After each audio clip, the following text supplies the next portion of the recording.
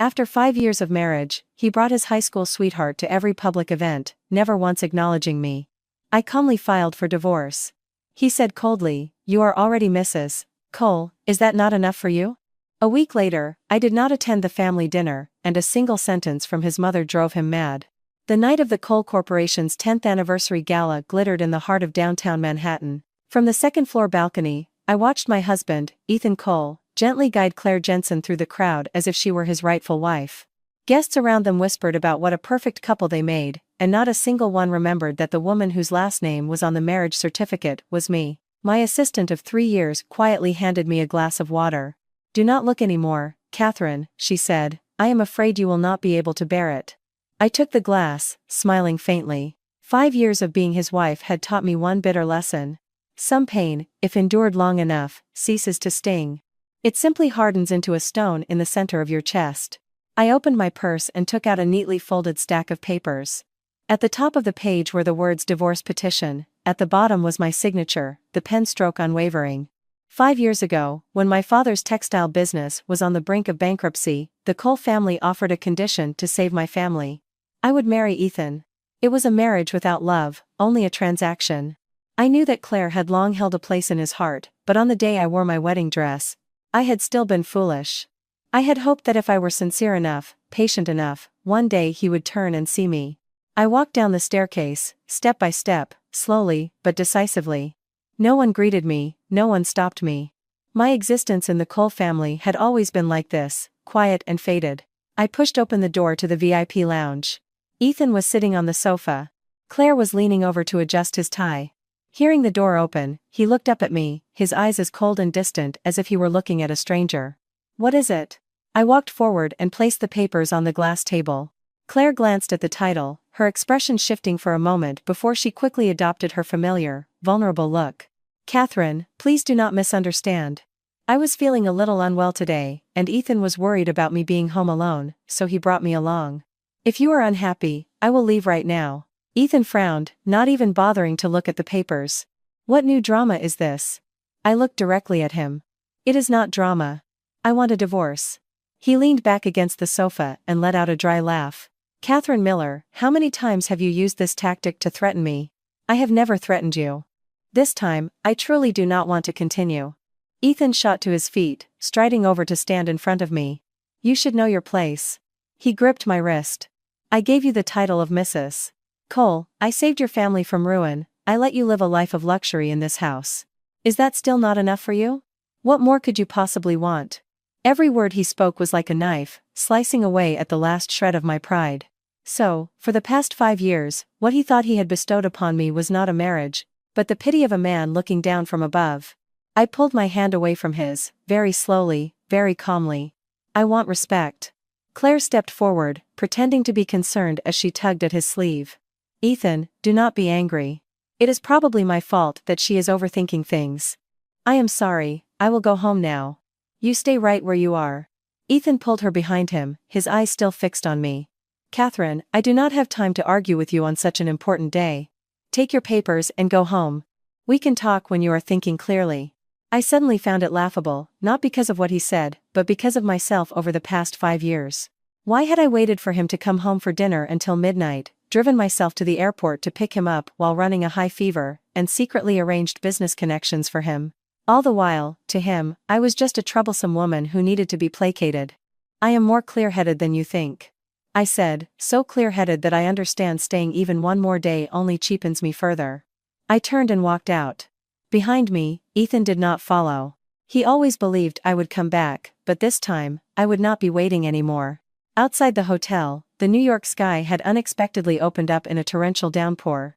I did not have an umbrella, so I just walked down the steps, letting the cold water splash against my face. The rain made my mind clearer than ever before. I went back to the townhouse on the Upper East Side, the place people called the home of the Cole Corporation's chairman and his wife.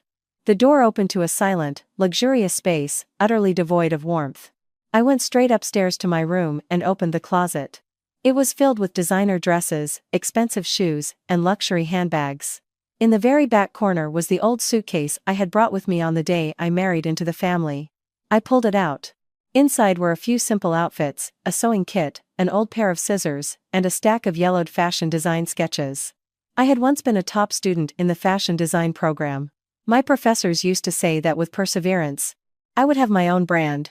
But the day I entered the Cole family, I folded up my dream with my own hands, placed it in this suitcase, thinking that once my family was stable, once Ethan was less cold, I would open it again. I quietly packed my things. I took no jewelry, no handbags, no watches, nothing that belonged to the Cole family. The elderly housekeeper stood at the door, her voice trembling. "Ma'am, are you really leaving?" I looked at her, my nose stinging. "I have to go," I said softly. "If I stay, I will no longer be myself." When I dragged the suitcase down to the living room, the clock was nearing 2 in the morning. Just then, the sound of a car stopping in the driveway echoed inside. The door opened. Ethan walked in, the strong smell of alcohol clinging to him. Claire was still attached to his side. The moment he saw the suitcase in my hand, Ethan froze, then his lips curled into a smirk. "So you are really doing it this time?" I looked at him, feeling my heart ache one last time before it went completely numb. "Yes. This time, I am really leaving you." From that night on, my life turned a new page. Ethan stood frozen at the entrance of the living room, his eyes darkening as he looked at the old suitcase in my hand, but his voice remained as cold as ever. "You are really planning to leave?" I nodded. "Yes." He let out a sharp, mocking laugh that echoed in the vast room, sending a chill down my spine. "Catherine Miller, do you think it is so easy out there? You have gotten used to this house. You will be back in a few days." Claire, standing beside him, looked at me with feigned concern. "Catherine, do not be so impulsive. We can talk things through. Where would you even go at this hour?" I looked at her for a long time. For 5 years, I had never hated Claire. But tonight, for the first time in my life, I felt a true disgust for that feigned gentleness. "Where I go is my business." Ethan took a step forward, his voice deepening. "If you want the Miller family to remain untouched, do not push this too far." His words made my heart clench. But this time, I did not back down. "I have paid my debt." Ethan frowned. "What debt?" "Everything." I looked directly into his eyes. For the past 5 years, the contracts in the Midwest, the client trips to the West Coast, the connections that helped you expand into the Southern market, I was the one who handled all of it. "Did you think those people helped you for no reason?" Ethan was stunned for a second, but then his lips curled into a sneer. "You think I did not know?" I laughed. "If you had known, you would not have left me standing alone for 5 years." The atmosphere in the living room suddenly grew heavy. I pulled my suitcase past him. No one stopped me. The large door closed behind me. The sound was very soft, but in my heart, it felt like a decisive chop severing all ties. Outside, the rain had not let up. I stood under the awning for a long time, not out of hesitation, but because I wanted one last look at the place that had been my home for 5 years. I called a car. When it pulled up in front of me, I opened the door and got in without a backward glance. "Where to?" "To the old workshop on Meadow Street in Bushwick." The driver glanced at me in the rearview mirror with a hint of surprise, but did not ask any questions. The city at 2 in the morning was strangely quiet. The familiar streets I had traveled hundreds of times now felt foreign. I sat in silence, my hands clutching the handle of the suitcase, feeling as if I had just walked through a one-way door. The workshop was tucked away in a small alley. I had bought it 5 years ago, with my personal savings, but had never returned. When I opened the door, a thick layer of dust billowed up, making me cough. I flipped a switch, and a weak yellow light fell upon old wooden tables, bolts of faded fabric, and dust-covered sewing machines. The space was both strange and familiar. I set my suitcase down. For the first time in many years, I felt like I could truly breathe. I opened the suitcase, took out the sketches, and spread them on a table. The lines were old, but still clear. The ideas that had been buried for 5 years suddenly came back to life in my mind. I pulled a chair over and sat down. I did not sleep that night. 3 days later, my phone was still off. I had cut off contact with everyone. I traded my business attire for simple cotton clothes, tied my hair back, and began to fix each sewing machine in the workshop. My fingers were pricked by needles and bled, but I felt no pain. Compared to the days of waiting for a man who would never come home for dinner, this pain was as light as air. On the 7th day, I hung a small sign in front of the workshop. "Catherine Miller Designs." I stared at the sign for a long time. For the first time in 5 years, my name was on a place that belonged to me. That same morning, as I was adjusting the seams of the first garment, the sound of the back door creaking open startled me. I turned around. Ethan was standing in the doorway. He was wearing a white button-down shirt without a tie, his hair was slightly messy, and he looked around the small workshop with an expression of disbelief. "What are you doing?" I put down the scissors. "Working." Ethan stepped inside, his leather shoes making a dry, hollow sound on the old concrete floor. "Catherine, come home. I am not going back." He looked around the cramped room, his voice filled with annoyance. "You are really going to stay here? This place is not even as big as a storage closet in our house." I looked at him. "But this place is mine." Ethan was silent for a few seconds. "You are angry with me, are you not?" "I am not angry with you." "I know you are angry." "I am not angry, I just have no hope left." That sentence made him freeze. Ethan took another step closer, his voice dropping. "How much money do you want?" I laughed. "I do not need money." "What do you want me to do?" "I want you to sign the divorce papers." He looked at me for a very long time, and for the first time, a flicker of uncertainty appeared in his eyes. "You really want to leave me?" "I have already left." The workshop grew so quiet I could hear the hum of the sewing machine's motor. Ethan stood there for another moment before turning to leave. But before he walked out, he said something very quietly. "You will regret this." I watched his back as he disappeared down the small alley. My heart no longer ached, there was only a strange feeling of relief. I returned to my work table and picked up the scissors again. The first cut on the new garment was straight and decisive, just like my life from now on. On the 8th day since I left the Cole family, New York was hit by the first heat wave of the season. My small workshop was sweltering from early morning, but I sat diligently at the cutting table, my hand never stopping as I sketched out the details of my first collection, which I decided to name the river. It was the river of my youth, of the years that had been damned, of a part of my life I thought I would never get back. I did not have much money left. Most of my personal savings had been used to buy this old workshop 5 years ago. These past few days, I had been calculating every yard of fabric, every spool of thread, every single button. But strangely, the more I lacked, the clearer my mind became. There were no more lavish parties, no more client dinners that stretched late into the night. No more scrutinizing eyes from strangers who looked at me as if I were just another accessory for the chairman of the coal corporation. That morning, as I was refining my third sketch, there was a knock on the door. I thought it was the fabric delivery, so I did not look up. "The door is unlocked." The door opened very gently. A familiar voice sounded from behind me. "Catherine." I turned around. It was Sarah, the assistant who had worked with me for 3 years at the coal corporation. She stood at the door, holding a large paper bag, her eyes red. "I am sorry I am late." I looked at her, surprised. "How did you know I was here?" Sarah put the bag down on the table, taking a light breath as if she had run a long way. "I just guessed. You bought this workshop with your own money back then. I remember you once said that if you ever left the corporation, you would come back here." I was silent for a moment. Some things I thought I had forgotten, it turned out someone still remembered. Sarah opened the bag. Inside were several rolls of high-quality cotton fabric, a few sets of professional needles, and a brand new box of thread. "I used all of my bonus from this year. It is not much, but I am sure you can use it." I looked at her for a long time.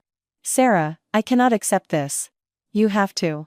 Sarah spoke quickly, as if afraid I would refuse if she hesitated for a second. "I worked with you for 3 years. I know how talented you are. If you give up, I will not be able to accept it." I turned my face away. For the first time since leaving the Cole family, my eyes welled up. "Thank you." Sarah smiled. "No need to thank me. I quit my job." I was startled. "What did you say?" "I quit." Sarah looked around the small workshop, her eyes lighting up. "If you do not mind, can I be your assistant here?" I laughed. "There is no high salary here." "That is fine. There is no air conditioning either." "I can handle it." "And no fancy business cards." Sarah looked at me and smiled widely. "But I have you here." I did not say anything more, just nodded gently. That afternoon, the two of us sat and ate from takeout containers right on the cutting table. The food was cold, but it tasted better than any feast I had ever had. While we were eating, Sarah suddenly asked, "Have you spoken to Mr. Cole?" I shook my head. "There is nothing more to say. He has been looking for you for days." I paused my chopsticks. "Looking for what?" Sarah hesitated. "He came to the office asking, to your old house, he even asked your friends." I gave a slight, bitter smile. "He is used to controlling everything." Sarah looked at me, her eyes worried. But this time, he seemed different. "How so?" "He did not seem angry." I did not reply. In my heart, I knew Ethan was not the type to change easily. He was just not used to losing something that had always been by his side. Once he got used to it, he would forget me quickly. Later that day, as we were organizing the fabric in the back of the workshop, a car stopped outside. Sarah went out first. A moment later, she came back, her face a little pale. "Catherine. Who is it?" "It is Mr. Cole's mother." I froze. Mrs. Cole walked into the workshop very slowly. She was wearing a simple but elegant purple dress, her hair pulled back in a neat bun, her posture as graceful as ever. But today, the way she looked at me was no longer distant. "You have gotten thin." I bowed my head. "Hello, Mrs. Cole." She looked around the small workshop and sighed. "You have suffered a lot these past 5 years." I said nothing. She walked over to the work table, looking at the sketches spread out. "This is what you always wanted to do, is it not?" "Yes." She was silent for a long time, then said very softly, "The day you came into the Cole family, I knew you were not happy." I looked up at her. "But you still agreed to the marriage?" She nodded. "Because at the time, it was the only way to save your family. I do not blame you. From the beginning, I never blamed you." She placed an envelope on the table. "This is for you." I immediately shook my head. "I cannot accept it." "You must." "I will not." My voice was calm but firm. "I am no longer part of the Cole family." She looked at me for a long time, then slowly put the envelope away. "I still think of you as a daughter." I lowered my head, not knowing what to say. She turned to Sarah. "You are Catherine's assistant?" Sarah nodded. "Yes, ma'am." She smiled. "Please take care of her for me." Sarah immediately replied, "I will." Before leaving, she turned to look at me one last time. "Ethan, he does not understand yet, but he will." I watched her silhouette disappear outside the workshop, a strange feeling rising in my chest. It was not a softening of my heart, just a lingering weariness from the past 5 years. That evening, when I returned to my work table, the last rays of sunlight slanted through the window, falling on the sketches that covered the surface. I picked up my pencil and continued to draw. Every line emerged clearer than ever before. This time, I was no longer drawing for anyone else. I was drawing for myself. 3 days after Mrs. Cole left the workshop, I began to clearly sense something I had never considered before. It was not just Ethan looking for me, many other eyes were also watching this small workshop. Strange phone calls started coming in. People who had done business with the Cole Corporation in the past suddenly dropped by to check in. Some were genuinely concerned, some were just trying to gauge the situation, but some brought true goodwill. That morning, as I was adjusting the collar of the 5th design for the River collection, Sarah rushed in, her voice urgent. "Catherine, there is someone at the door for you." "Who is it?" "They said they are from the Brooklyn Small Business Development Center." I was a little surprised. "Let them in." The man who entered was about 40, wearing a simple white shirt and holding a folder. He looked around the workshop and then smiled. "You must be Catherine Miller." "Yes.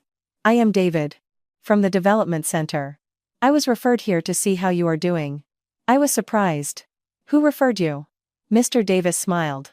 "Someone who wishes to remain anonymous." I immediately guessed it was Mrs. Cole, but I did not ask further. Mr. Davis opened his folder. "We have a program to support small manufacturing businesses. If you qualify, you can apply for a low-interest loan." I was silent for a moment. This money could help me buy more industrial sewing machines, hire more seamstresses, and even launch the River collection on schedule. But I still asked, "What are the conditions?" "You just need to prove you have a clear development plan." Sarah, standing beside me, gently tugged at my sleeve. "Catherine, accept it." I looked at the folder one more time and nodded. "Thank you, Mr. Davis. I will prepare the documents." After he left, Sarah jumped for joy. "See? I told you. Things will get better." I smiled, but in my heart, there was another worry. The River collection was still missing a centerpiece design. Without it, the entire collection would be incomplete. That afternoon, while Sarah was out buying fabric, I was alone in the workshop. I spread all the sketches on the table, looking at every detail one more time.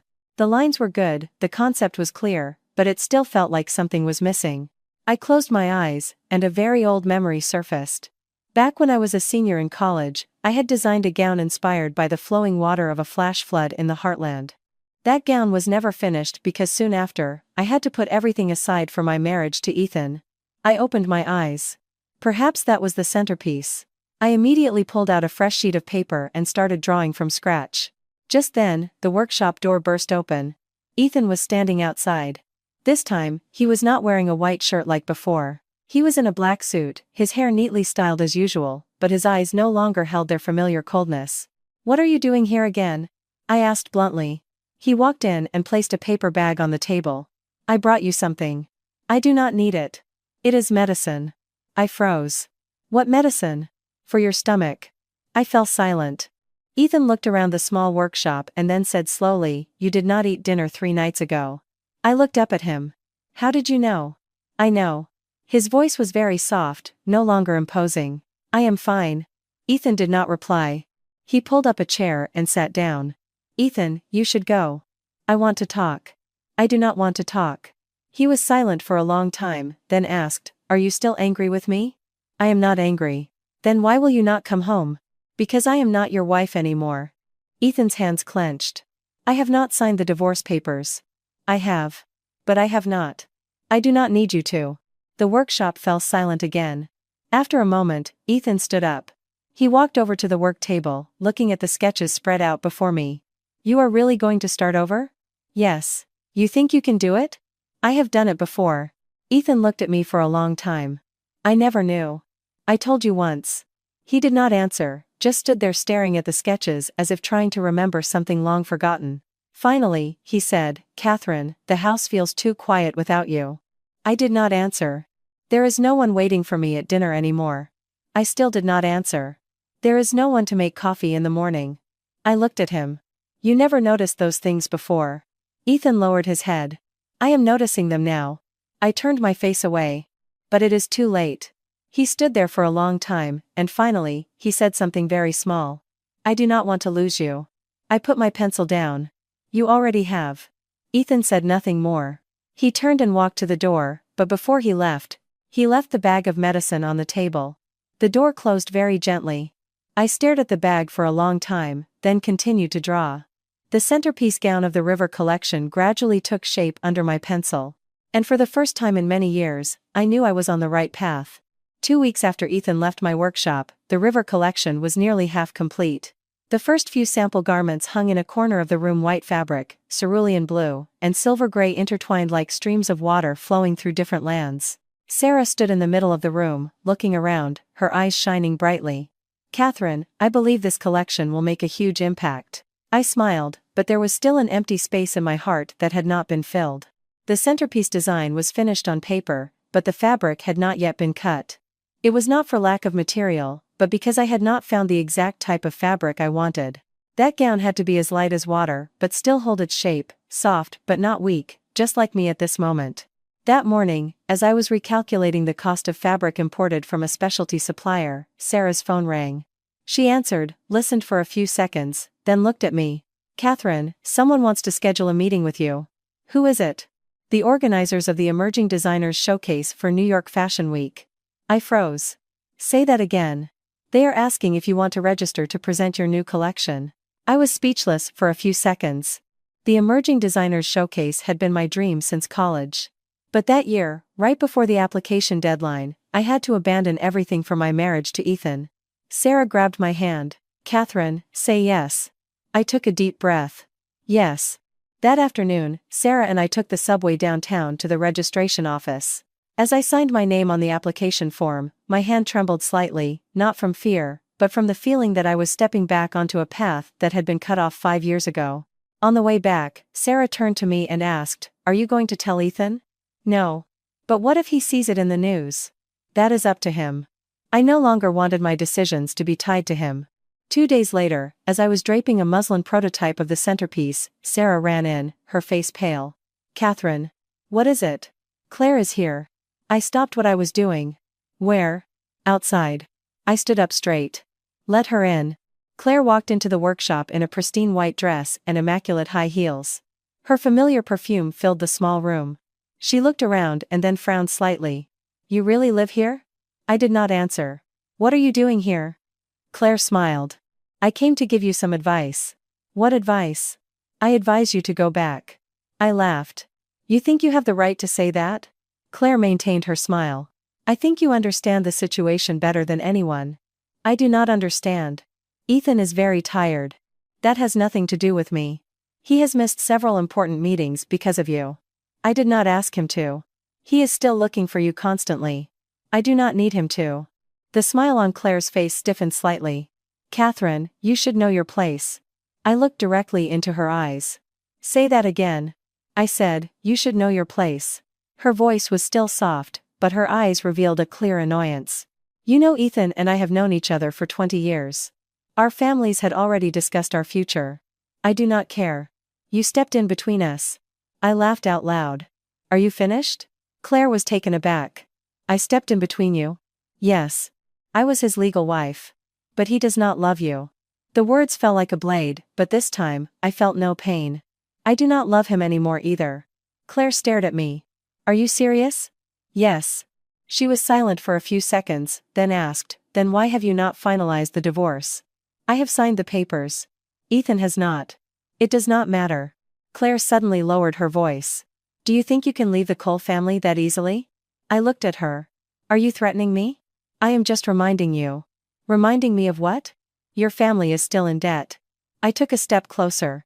What debt? A debt of gratitude. I laughed.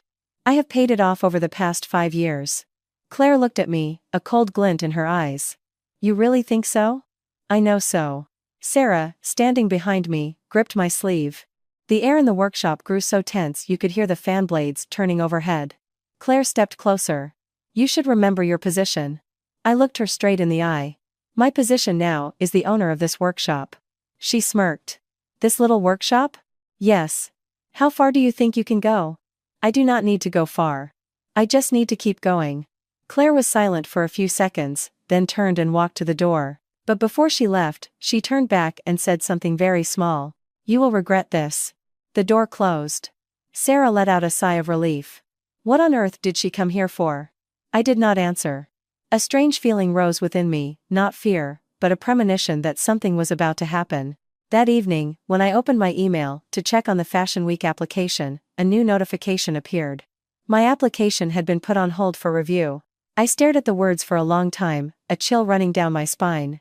I knew immediately this was not a simple matter. I stared at the words application on hold for review on the computer screen for a long time without moving. Sarah stood behind me, still holding a spool of thread she had just gotten from the stockroom. She looked at the screen, then at me. Catherine, this is not normal. I nodded. Not normal at all. 3 days ago, my application was processing smoothly. The organizing committee had even called to confirm a time for model fittings. There was no reason for it to be suddenly put on hold. Sarah pulled up a chair and sat next to me. You should call and ask. I picked up the phone and dialed the number for the organizers. It rang 3 times before someone answered. Hello, this is Catherine Miller. My application for the Fashion Week showcase just received a notification that it is on hold. I would like to know the reason. The person on the other end was silent for a second. Miss Miller? Yes, please hold for a moment. I waited for nearly a minute. Then, a different male voice came on the line. Hello, Miss Miller, I am the program director. Your application currently requires some additional financial verification. I have already submitted everything. Yes, you did. But we have received a request from above to reevaluate it. Who is above? The line went silent. I am sorry, Miss Miller, I am not at liberty to say. I hung up. Sarah looked at me. Someone interfered. Yes. Who? I did not answer, but only one name came to mind. Claire. That afternoon, as I was reviewing my expense list, my phone rang again. It was an unknown number. I answered it. Hello, Catherine? The familiar voice made me grip the phone tighter. Ethan. I want to see you. I am busy.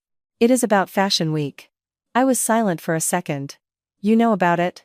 I know. I do not need your help. I am not helping. Then why are you calling? I want to clarify something. I took a deep breath. Go on. It was not me. I was silent for another few seconds. I never said it was you. But you are thinking it. I am not thinking anything. Catherine. Yes. I am on my way. I do not want to see you. I am coming anyway. He hung up before I could reply. Sarah looked at me. He is coming? Yes. Do you want to see him? I did not answer. But in my heart, I knew this time he was not coming for personal reasons. About 20 minutes later, the familiar black car pulled up in front of the workshop. Ethan got out. This time, he was not wearing a suit, just a simple shirt with the sleeves rolled up, as if he had just come from a construction site. He walked inside. I already spoke to the organizers. I just spoke to them too. They did not tell you the truth. Then you tell me. Ethan looked me straight in the eye. Claire is behind this. Sarah, standing behind me, gasped softly. I remained calm. I suspected as much. Ethan took another step closer. I have already told them to reinstate your application. I do not need you to. Catherine, I did not help you. Then what did you do? I just told them to follow their own rules. I looked at him. You think they will listen to you? It is not about listening to me. Then who? It is about the law. I laughed.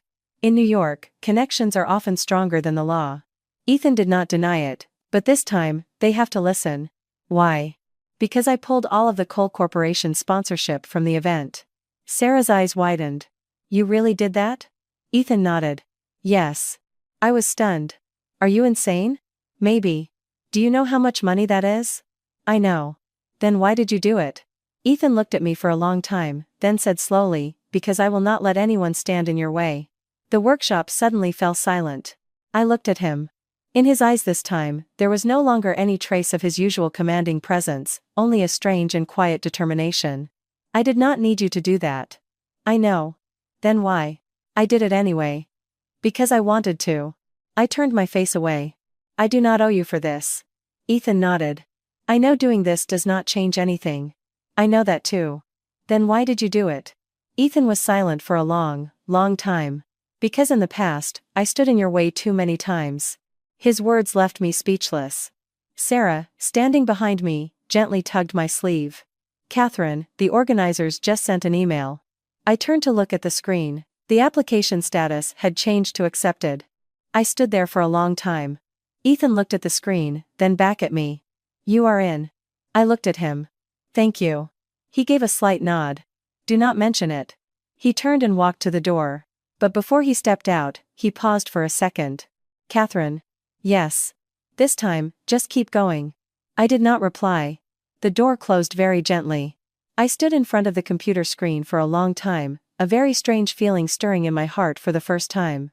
It was not a softening, but a realization that the battle ahead was not just about a collection anymore. The morning after my application for the Emerging Designers Showcase was officially approved, Sarah and I entered the most frantic period yet. We had less than 3 weeks. Meanwhile, the River collection was only 8 pieces in. The centerpiece was still a work in progress, and most importantly, I still did not have any models. Sarah scribbled down a to-do list, speaking rapidly. Catherine, today we have to contact at least 3 more dye houses. Okay. Tomorrow is the first fitting. Right. And what about the models? I paused my work. I will model the centerpiece myself. Sarah looked up sharply. Are you serious? Yes. But you have never walked a runway before. I have. Sarah looked at me, astonished. When? My senior year of college. Sarah sighed. But that was 5 years ago. I smiled faintly. Some things, you never forget. That afternoon, as I was pinning the shoulder seam of the 9th design, the workshop door opened. A middle-aged woman walked in. She was wearing a dark blue dress, her hair cut in a sharp, neat bob, her eyes piercing. I am looking for Catherine Miller. That is me. She looked me up and down, then nodded. I am Diana Vance. The name made me freeze. Diana Vance was one of the most respected fashion show producers in New York. She had been in charge of casting for countless major shows. What can I do for you, Miss Vance? She smiled. I am here to see your collection. Why? Because someone asked me to. I looked at her. Another anonymous person? She laughed. No, who, then? I came on my own. Sarah, standing behind me, gently tugged my sleeve. I understood her silent message. This was an opportunity. Please, have a look. I led her to the back of the workshop where the finished pieces were hung neatly in a corner. Diana walked very slowly, examining every seam, every layer of fabric, every small detail. She said nothing for a full 10 minutes. Finally, she stopped in front of the 8th piece. What is the theme of this one? The river after a flood. Good concept. She moved to the 9th piece. This one is the river through the city. She nodded. And the centerpiece? I led her to my work table. The centerpiece was still just a muslin prototype, but the lines were clear. Diana looked at it for a long time. You are wearing this yourself? Yes. Are you sure? I am sure. She looked me straight in the eye. Do you know what it means to model the centerpiece? I do. If it fails, the entire collection fails with it. I know. And you are still doing it? Yes. Diana was silent for a few seconds, then nodded. All right. Sarah let out a sigh of relief. Diana turned to her. I will help you too with casting the models. Sarah's eyes widened. Are you serious? Yes. I looked at her. Why are you helping me? Diana smiled very faintly. Because you remind me of myself when I was young. That afternoon, the casting list began to take shape. Over the next 3 days, more than 10 young models came to the workshop for fittings. The atmosphere became more lively than ever before. The sounds of laughter, footsteps, and rustling fabric filled the air constantly. On the 4th day, as the fittings were winding down, a new model walked in. Sarah looked at her, then at me. Catherine. I looked up. Claire was standing at the door. She was wearing a black dress, her hair in a low ponytail, her expression as calm as if this was where she belonged. I am here for the fitting. I looked at her. We are not casting you. Diana stepped out from behind me. I invited her. I turned to look at Diana. Why? Diana's answer was simple. Because she is a good fit for one of the designs. Claire walked into the center of the room. I am only walking for one piece. I do not agree, I said immediately. Diana looked at me. This is business. But this is my collection. Correct. So, I decide. The air in the room suddenly grew tense. Claire looked at me. I am not here because of Ethan. I was not talking about him. I am here because of this collection. I do not believe you. Claire was silent for a second, then said very slowly, then just watch me walk. Diana nodded. All right. I stood by and said nothing. Sarah handed Claire a sample garment. She changed quickly. When she walked out, the entire workshop fell silent. She really was perfect for that piece. But I still said no. Diana looked at me. Why? I do not work with people I do not trust. Claire looked me straight in the eye. Are you afraid of me? I laughed. I am not afraid of anyone. Then let me walk. I already said no. The tension in the workshop was thick enough to cut with a knife. Finally, Diana spoke up. The decision is Catherine's. Claire looked at me one more time, then turned and walked to the door. But before she left, she said very quietly, you are going to need me. The door closed. Sarah looked at me. Catherine, are you sure? I watched her disappear down the alley. I am sure. But in my heart, I knew this was not over. After the fitting and Claire's unexpected appearance, the atmosphere in my workshop changed noticeably. Sarah spoke less, Diana observed more, and I began to feel a strange pressure quietly building around the River collection. No one said it out loud, but we all understood that Claire's appearance was no accident. The next morning, when I opened the workshop door, I found a large box on the doorstep. There was no sender, no note. Sarah came over to inspect it. Catherine, it is fabric, but it does not say where it is from. I bent down and opened the box. Inside was the exact type of silver blue, color gradient silk I had been searching for 2 weeks, a fabric that was sold out everywhere. Sarah looked at me. Someone is helping you. I shook my head. No one helps for free. Sarah felt around the edge of the box and found a card. I took it. There was only one line of handwritten text, for the centerpiece. It was unsigned. But I knew who it was from. Ethan. Sarah looked at me. Are you going to accept it? I stared at the bolt of fabric for a long time. This was exactly what I needed. Not something similar, but the one and only type that was perfect for the centerpiece. I said very slowly, I will accept it. Sarah let out a sigh of relief. Thank goodness.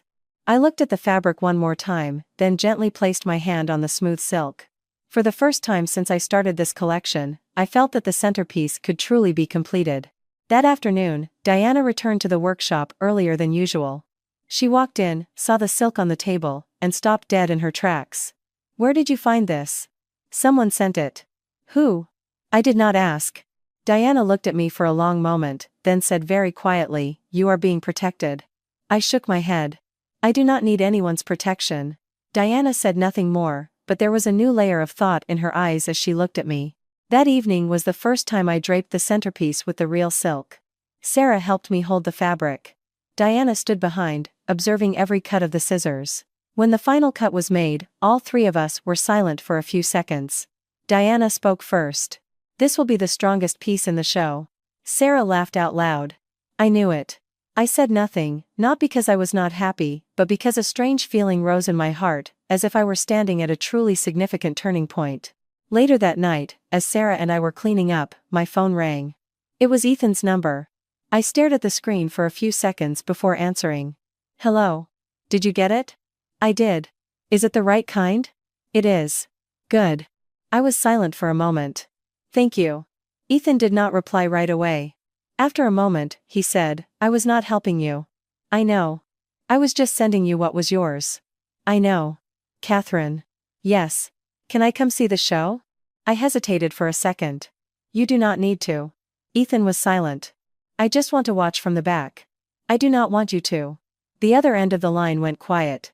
After a long pause, he said very softly, "I understand." The call ended. Sarah looked at me. "He really sent the fabric?" "Yes." "And you are not letting him come?" "No." Sarah sighed. "You are really tough." I smiled faintly. If I was not tough, I would not have made it this far. 2 days later, the first full rehearsal was held at the show venue. When I walked into the backstage area, for the first time in years, I was once again surrounded by the familiar chaos of a runway show. The lights, the sound of heels, the frantic calls, the zipping of dresses, it all echoed around me. Diana walked beside me. "Are you ready? You are walking last." I nodded. Just then, a familiar figure appeared at the end of the hallway. Claire. She was wearing a white runway outfit, an official model badge hanging from her neck. Sarah, standing behind me, whispered, "Catherine." I looked at Diana. "You invited her?" Diana shook her head. "No." "Then why is she here?" "She is walking for another designer." Claire approached us. "Long time no see." "I am busy." "Still so stubborn." "I have always been this way." Claire smiled. "I hope you walk well later." "I will." She leaned in a little closer. "Because it would be such a shame if you were to fall on the runway." I looked her straight in the eye. "I will not fall." Claire gave a very faint smile and turned to leave. Sarah tugged my arm. "You have to be careful." I nodded, but deep down, I knew this show would not just be a regular presentation. It would be my first real battle after leaving the Cole family. The first full rehearsal began at 4 in the afternoon, but by 2, the backstage area was already packed. The sounds of models being called, zippers being pulled, and high heels clacking on the concrete floor merged into a familiar symphony I thought I would never hear again. Sarah stayed close by my side, holding a clipboard with the run of show, constantly reminding me of small details. "Catherine, the sleeve on look number 3 needs to be adjusted." "Okay. Look number 6 needs a shorter heel." "Right. I have hung the centerpiece separately." "Good." Diana approached from the end of the hallway, her expression serious as she looked at the show order. "Catherine. I am walking last." "I know. After you is the finale." "I know it is the most important spot." "I know." Diana nodded. "Then stay calm." I took a deep breath. "I will." The rehearsal went more smoothly than I expected. One by one, the models for the River collection walked the runway in the correct order. The lights were not at full power, and the music was just a draft, but the silhouette of each design was still clear under the white work lights. As the 8th model came back through the curtain, Sarah whispered to me, "Catherine, it is your turn." I nodded. Sarah helped me into the centerpiece gown. The silver blue silk fell over my shoulders. So light it felt as if I were draping myself in a real current of water. Standing in front of the mirror, I looked at myself for a long time. This was not the Catherine Miller of 5 years ago, nor the silent wife standing behind Ethan at lavish parties. It was just me. Diana stood behind me and said softly, "Go." I stepped out. The white light hit my eyes, blurring everything for a second. But as my second step touched the runway, my heartbeat stabilized. I walked, each step slow, straight, and decisive. The movement of the silk behind me reflected the light like flowing water. When I reached the end of the runway, I turned. In that moment, the entire backstage area fell silent. Diana said softly, "Good." Sarah, standing behind the curtain, was on the verge of tears. "Catherine, you did it." I stepped back into the wings. But just then, a lighting technician ran over. "Sorry, there has been a change." "What change?" "The finale spot for tonight might be adjusted." I looked at him. "Adjusted, how?" "The final walker might be changed." Sarah immediately protested. You cannot change it. I am just relaying the message. Diana stepped forward. Who made this decision? The organizing committee. Why? There is a new sponsor. The backstage area fell quiet. Diana looked straight at the technician. I need a name. He hesitated for a second, then said quietly, Jensen Communications. Sarah looked at me. I understood immediately. That was Claire's family company. Diana turned to me. What do you want to do? I said very slowly, I am still walking. But if they change your spot? I am still walking. Sarah took my hand. Catherine. I looked at her. I am not quitting. The rehearsal ended in a much heavier atmosphere than it began. When I had changed and walked out into the corridor, I saw Ethan standing at the back of the empty audience seats. He had not come backstage, just watched from a distance. I walked over to him. What are you doing here? I came to watch. I already told you. I would stay out of the way. I still did not want you to. Ethan was silent for a second, then asked, They changed your spot? Possibly. Claire did it. I suspect so. Ethan looked towards the stage for a long time, then said very quietly, I will handle it. I do not need you to. Catherine. I do not need you to handle it. I do not want to see you get pushed around.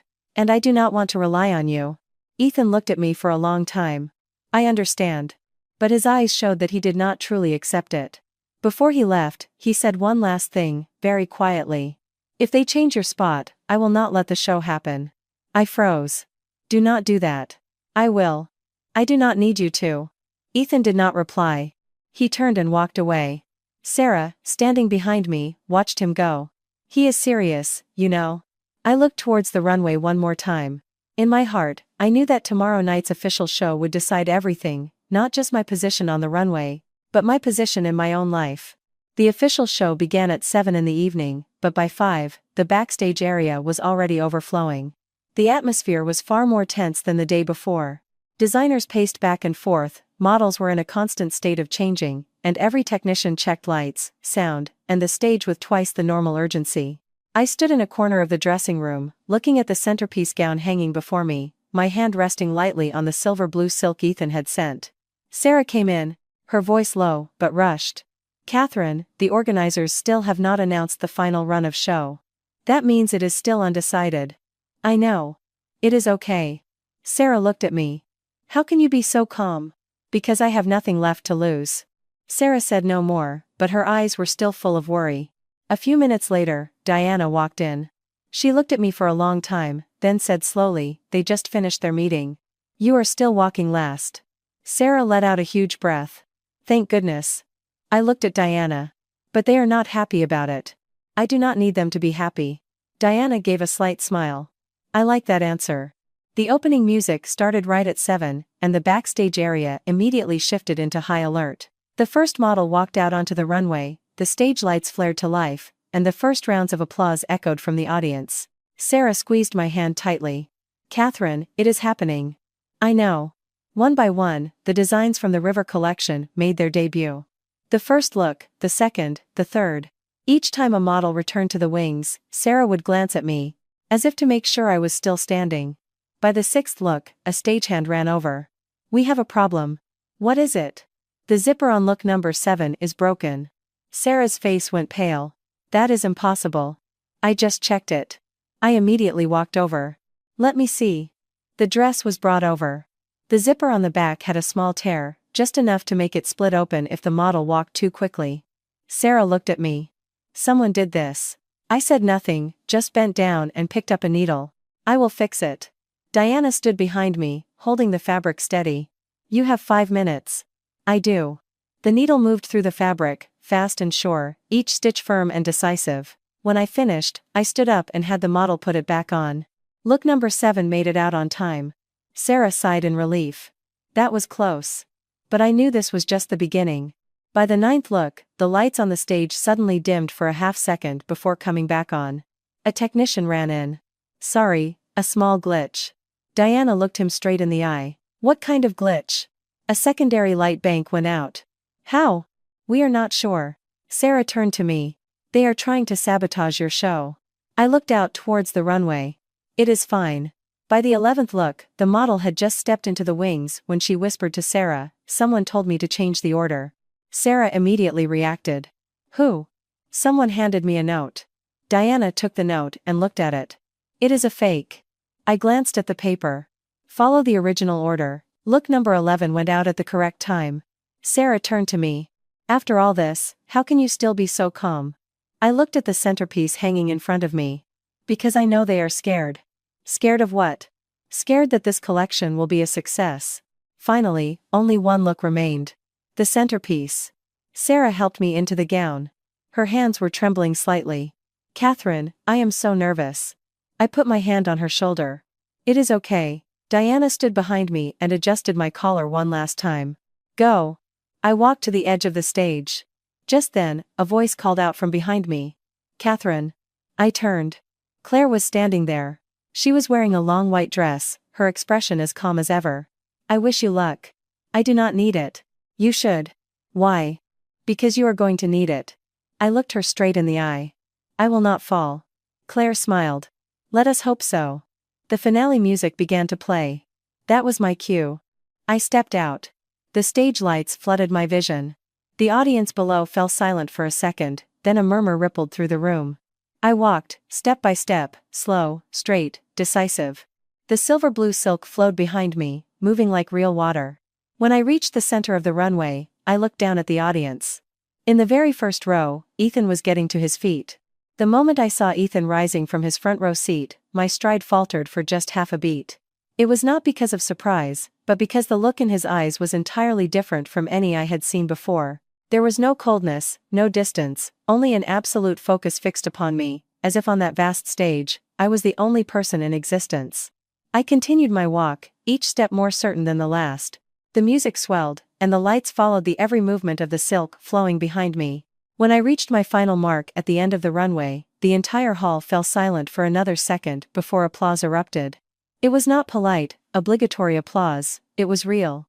I turned, and for the first time in many years, I felt the way I had dreamed of feeling as a student, not standing behind someone, not walking beside someone, but stepping forward on my own. When I walked back into the wings, Sarah threw her arms around me. "Catherine, you did it. It was a success." Diana, standing nearby, nodded. "Very good." Before I could say anything, a stagehand ran over. "The organizers want to see you right away." Sarah immediately tensed. "What do they want now?" I looked at the stagehand. "Where?" "In the director's office." I nodded. "I will go." Diana walked with me, and Sarah followed close behind. When we entered the office, I saw 3 people sitting there. One was a representative from the organizing committee, one was a representative for the sponsors, and the third made me pause for a second. "Claire." She sat very straight, her hands on the table, her gaze calm as she watched me enter. The committee representative stood up. "Miss Miller, first of all, congratulations." "Thank you. Your collection has received an excellent response." "I know." He seemed a little taken aback by my directness, then continued. "However, there are a few issues we need to discuss." "What issues?" "The main sponsor has proposed a change to the media rights for the collection." "I do not agree." He glanced at Claire. Claire smiled faintly. "You have not even heard the offer." "I do not need to hear it." "You should." "I do not need to." The atmosphere in the room immediately tensed. The sponsor representative spoke up. "We would like to sign an exclusive 6-month media contract." "No. In return, we will fund the entire production of your next collection." "I do not need it." Claire looked at me. "You should think carefully." "I do not need to think. You will not get a second chance like this." "I do not need that chance." Diana, standing behind me, gave a slight nod. The committee representative sighed. "Miss Miller, this is a very good offer." "I know." "Then why are you refusing?" "Because I am not selling my collection." The room was silent for a few seconds. Claire stood up. "You are the same as always." "I have always been this way." "You think you can go far on your own?" "I am already on my way." Claire looked at me for a long time, then said slowly, "You won tonight." "I know. But you have not won the war." "I do not need to win against you." Claire smiled very faintly. "You will." She turned and left the room. After she was gone, the representative made a few more polite remarks before ending the meeting. When I stepped out of the office, Sarah was practically jumping with joy. "Catherine, the press is asking for you." "I know." Some of the big magazines, too. I know. You are famous now. I looked at Sarah. I am just getting started. Just then, Ethan appeared at the end of the hallway. He stood still, watching me, as if he had been waiting there for a long time. As Sarah and Diana walked ahead to give us space, it was just the two of us facing each other. Ethan took a step forward. You did it. Yes. I knew you could. I knew it too. Ethan smiled faintly. I did not know that 5 years ago. I looked at him. I know. He was silent for a few seconds, then said very softly, I am sorry. I stood still. It was the first time in 5 years Ethan had said those words to me. I am sorry for leaving you alone. I looked at him for a long time. My heart no longer ached, there was just a light, empty space. I heard you. Ethan took a deep breath. I want to start over. I shook my head. No. He was not surprised, just nodded very slowly. I figured. He stood there for another moment, then said one final thing. But I am not giving up. I looked at him. That is your business. Ethan nodded.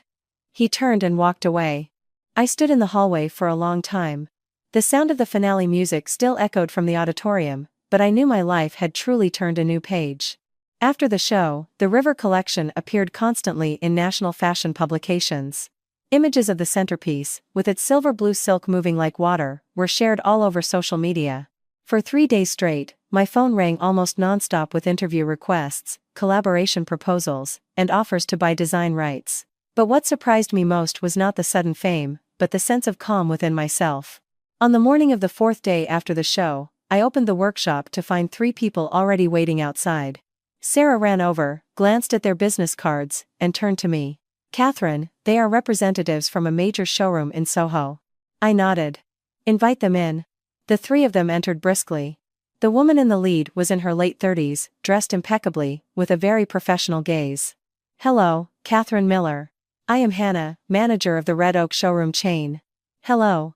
Hannah. We would like to discuss a partnership to distribute your collection.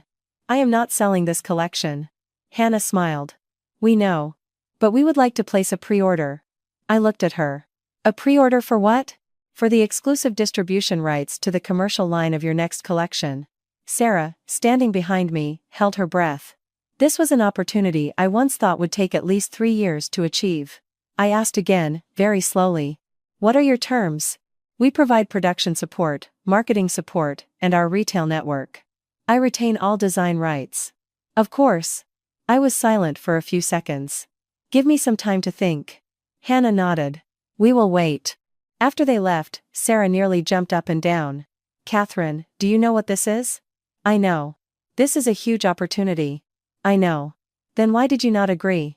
Because I am not sure if they want my collection or just my name. Sarah fell silent. I looked around the small workshop. I do not want to move too fast. That afternoon, Diana returned to the workshop. She did not say much, just sat down on the wooden chair next to my work table and looked around. You have changed quickly. I have not changed. Your position has changed. I smiled faintly. Maybe. Diana looked at me. Have you thought about your next collection? I have. What is the theme? I am not ready to say. Diana nodded. Good. Why is that good? Because until you are certain, you do not speak. I looked at her. You have been through this before? Diana smiled very faintly. I once lost an entire collection because I spoke too soon. I was silent. Just then, my phone rang. It was Mrs. Cole. I stood up and walked to the door. Hello? Catherine? Yes. I saw the show. Yes. You did very well. Thank you. She was quiet for a few seconds, then continued. Are you free today? Yes, I am free this afternoon. Could you come over for dinner? I stood still for a moment. Just dinner. I understand. No one else will be there. I took a deep breath. Yes, I can. That evening, when I walked into the townhouse on the Upper East Side for the first time in nearly a month, the feeling was strange. It was no longer heavy, but it was no longer familiar either. Miss Cole was at the door to greet me.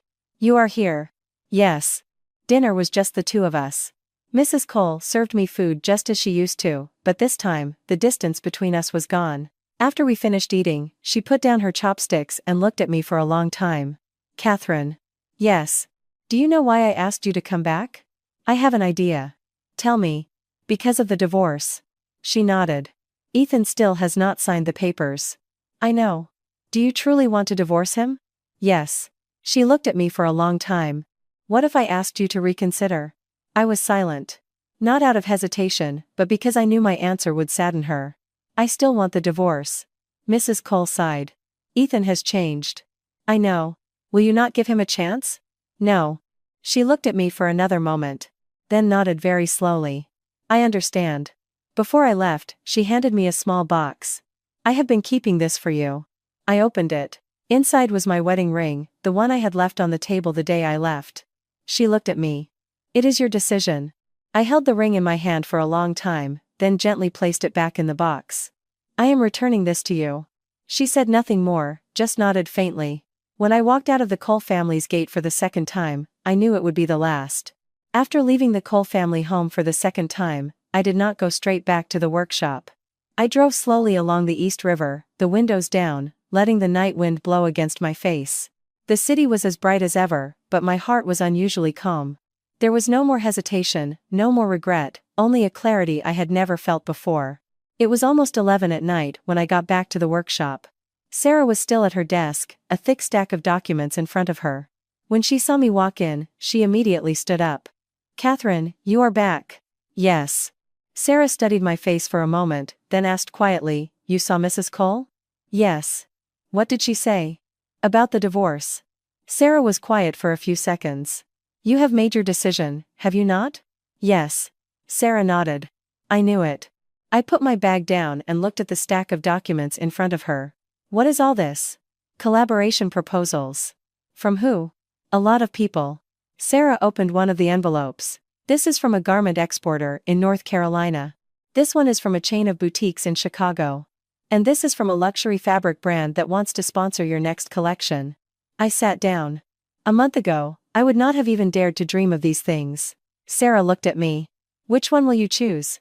I have not chosen yet. Why not? I am waiting. Waiting for what? For one more thing to be finished. Sarah looked at me for a long time, then asked, The divorce? Yes. The next morning, when I opened the workshop door, Ethan was already standing outside. He was not wearing a suit, not carrying a briefcase, just standing there as if he had been waiting for a long time. I stopped. What are you doing here? I brought you this. He handed me a folder. I took it. What is it? The divorce papers. I opened it. His signature was already there.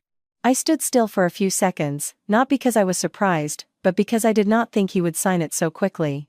Ethan looked at me. I signed it. Yes. You are free. I know. He was silent for a long moment, then continued. I am not holding you back anymore. I looked at him. For the first time, his eyes were free of their usual stubbornness, replaced by a very real weariness. Thank you. Ethan gave a faint smile. Do not mention it.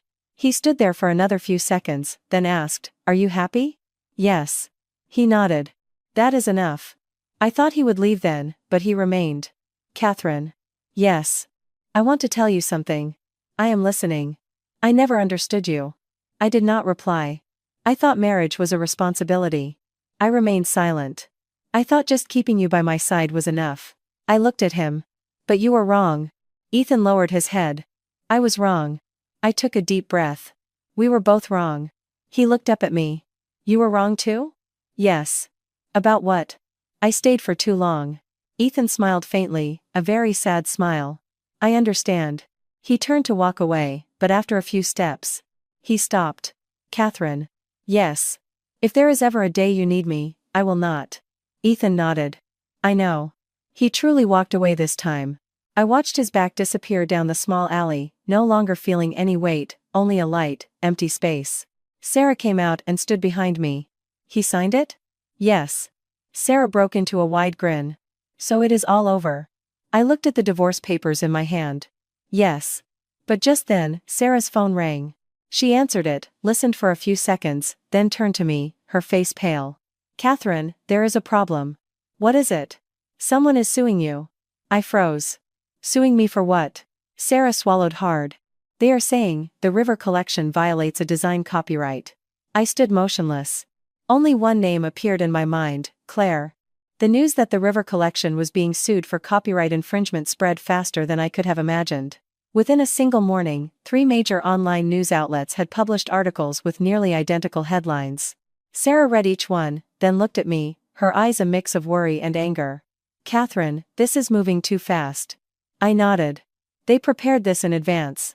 Sarah clenched her phone. "It has to be Claire." "I know. But knowing and proving it are two different things." Just then, my phone rang. It was Diana. "Hello, Catherine. Have you seen the news?" "I have." "Where are you?" "At the workshop." "I am on my way." Less than 20 minutes later, Diana appeared at the door. She did not waste any time. As soon as she walked in, she placed a folder on the table. "This is the lawsuit." I opened it. The plaintiff was not Claire, but a new fashion design company founded 2 months ago. Sarah looked at the papers. "They are saying your centerpiece is similar to their design." I read every line carefully. It was not similar, it was a direct copy. Diana circled a paragraph in the lawsuit. They even submitted sketches. I looked at the sketch, and a chill ran down my spine. It was my original concept sketch for the centerpiece. Sarah was stunned. "How did they get this?" I did not answer right away, but a memory surfaced. 5 years ago, on the day I left college, that sketch was part of my graduation portfolio. Diana looked at me. "Have you ever published this design before?" "Never." "Has anyone else seen it?" "Who?" "I cannot remember everyone." Sarah immediately interjected, "It could be someone from school." Diana shook her head. "It is not that simple." Just then, the workshop door opened. Ethan walked in. Sarah looked at him. "What are you doing here?" "I heard what happened." I looked at him. "You do not need to be here." Ethan placed another folder on the table. "I did some research." "I did not ask you to." "I know." Diana opened his folder and began to read. "The company suing you was established 2 months ago." "Yes." "And the legal representative is Claire's cousin." Sarah slammed her hand on the table. "I knew it." Ethan looked at me. "They were planning this before your show even happened." I was silent. Not because I was surprised, but because everything was unfolding just as I had predicted. Diana asked, "Do you still have the original sketch?" "I do." "Where?" "In the old house." Ethan immediately said, "I will go get it." "No. Catherine, I will get it myself." Ethan looked at me for a long time. "I will go with you." I did not answer, but in the end, I nodded. An hour later, I stood in front of the townhouse on the Upper East Side for the 3rd time since I had left. This time, there was no more confusion, only a very clear purpose. Get the sketch back. "Mrs. Tamer-Sashin." Cole opened the door for me. "Catherine." "Yes." "You are back for something?" "Yes." Ethan stood behind me. She looked at him, then back at me, and asked no further questions, only saying softly, "Your things are just as you left them." I went up to my old room. The wooden cabinet in the corner was untouched. I opened the bottom drawer. The brown paper portfolio was still there. I opened it. Inside was my graduation portfolio from all those years ago. The sketch of the water-inspired gown was in its original place. I let out a breath. "It is still here." Ethan stood behind me, looking at the drawing. "This is the original?" "Yes." "You drew this back then?" "Yes." Ethan was quiet for a few seconds, then said softly, "I never saw it." "I know." I brought the portfolio downstairs. Diana was waiting at the workshop. When she saw the original, she nodded. "This is enough." Sarah breathed a sigh of relief. "So we have won, right?" Diana shook her head. "Not yet." "Why not?" "They have one more move." I looked at her. "What move?" Diana looked me straight in the eye. "They will claim this drawing is not yours." Sarah froze. "Then how do we prove it?" Diana answered very slowly. "You will need a witness." Just then, my phone rang. A very familiar number. It was my senior year thesis advisor from college. I answered. "Hello, Professor." "Catherine." "Yes." "I read the news." "Yes." "That design is yours." I stood still. "Yes, it is. I will be your witness." I closed my eyes for a second, a wave of relief washing over me. "Thank you, Professor." But just as I hung up, my phone buzzed again. A new text message had appeared. It was from Claire. "If you go to court, I will present more evidence." I stared at the words for a long time. I knew the final battle had truly begun. The first hearing took place on a bright, sunny morning. As I stepped out of the car in front of the district court, Sarah walked close by my side, her hands clutching the portfolio of original sketches as if letting go for even a second would cause everything to vanish. Diana was already there, standing under the shade of a tree in the courthouse square, her expression as calm as ever. But I knew she was also watching every small movement that morning. "Are you ready?" "I am ready." "Then let us go." When I entered the courtroom, the first person I saw was Claire. She was wearing a simple white dress, her hair tied back in a low ponytail, her face so placid it was hard to read. Beside her sat the lawyer representing the plaintiff company. When she saw me walk in, she gave a slight smile. "I thought you would not dare to come. I always go where I need to be." Claire looked at me for a few seconds, then turned away. The hearing began shortly after. The plaintiff's lawyer presented the sketch that was claimed to be the original design for the centerpiece of the river collection. When the image was projected onto the screen, Sarah, standing behind me, squeezed my hand. It was an exact copy of my sketch from college, but the date on the drawing had been altered. Their lawyer spoke slowly. "We have evidence that this design belongs to my client's company." My lawyer stood up. "We have the original." My graduation portfolio was presented to the court. The sketch, bearing the signature of my thesis advisor, was placed on the table. When my professor entered the courtroom as a witness, I stood and bowed my head to him. He nodded. "This is her drawing." His words echoed clearly in the room. The opposing lawyer tried to present a few more arguments, but each one was refuted with concrete evidence. Diana was also called as an expert witness. She confirmed that the design style of the river collection was a continuous evolution from my personal sketches over many years. After nearly 2 hours, the judge delivered a preliminary ruling. There was insufficient evidence to prove an act of plagiarism by the defendant. It was not a final verdict, but it was enough to protect the collection's reputation at a critical time. When the hearing ended, Sarah nearly burst into tears in the courthouse hallway. "Catherine, we made it through. For now. But we made it." Diana looked at me. "There is one more step." I nodded. I looked back. Claire was still standing in the hallway. She looked at me for a long time, her smile gone. "This is not over." "I know." She was silent for a few seconds, then turned and walked away. 3 days after the hearing, the official press release was published. The river collection was cleared of copyright infringement. My reputation was not only undamaged but was mentioned even more frequently. Collaboration offers returned, doubling in number. The Red Oak showroom sent a new contract with more flexible terms. A major fabric brand from the South offered a long-term sponsorship. That afternoon, as I stood in front of my workshop looking at the sign, the small, handwritten one now replaced with a larger, professionally made one, Sarah stood behind me, beaming. "Catherine, we did it." "Yes." "Do you have any regrets?" "Why would I regret anything?" "For leaving the Cole family." I looked out at the small alley. I did not leave anything behind. I just came back to myself. Just then, Ethan appeared at the end of the alley. He stood farther away than usual, not approaching, not speaking, just looking at me for a moment before giving a slight nod. I nodded back. Nothing more needed to be said. That evening, as the sun began to set over the river, I walked back into my workshop and sat down at my familiar work table. A new sketchbook lay before me. The theme for my next collection had been clear in my mind for days. It was another river, but this time, it was a river flowing out to the open sea. I picked up my pencil, drew the first line, and knew with absolute certainty that my life had truly turned a new page. Catherine Miller's story is a journey of breaking free from old constraints to find oneself.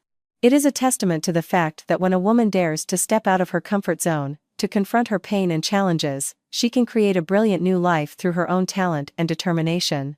Her journey is not just a story about love or marriage, but a story of growth, self-respect, and the desire to live authentically in the modern world.